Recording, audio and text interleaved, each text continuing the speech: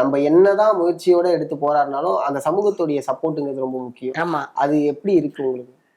சமுதாயம் இன்னமும் எங்களை கீழ்த்தனமா தான் பார்க்குது. யாருமே மேல்தனமா சமுதாயம் பார்க்கறதில்லை. ஃபேமிலி கூட எங்கே போனாலும் வெளில போனாலும் நம்ம போகும்போது பார்த்தீங்கன்னா நல்லா சந்தோஷமாக போகும். வரும்போது பார்த்தா நம்ம ஃபேமிலியே நம்மளை ஏன் கூட்டின்னு வந்தோன்னு நொந்து போகிற அளவுக்கு சமுதாயம் பேசணும். Okay okay. அதனாலே அந்த சமுதாயத்தை பார்த்தாவே நமக்கு பிடிக்காது. புரியுது.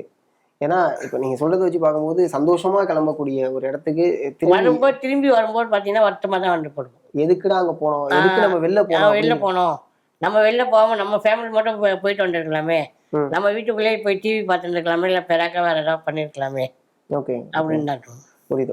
இப்போ பொருளாதாரமாக எப்படின்னு இருக்கு உங்களுக்கு? பொருளாதாரத்தில் எங்களை மாரி உயரம் கொண்டவங்க எல்லாருமே கீழ்தனமாக தான் சார் இருக்காங்க. எல்லாருமே சில பேர் பிச்சை எடுக்காத குறைகள் கூட இருக்கிறாங்க. ஏன்னா நான் சமுதாயத்தில் நின்று எல்லாத்தையும் பார்த்துக்கிறேன். ஓகே. நான் ஒரு சங்க தலைவர்ன்றதால எல்லா ஊருக்குமே நான் சுற்றி பார்த்துக்கிறேன். சில பேர் வெளியே வரமாட்டாங்க, இன்னும் அப்பா அம்மா அடக்கத்திலே தான் இருக்கிறாங்க.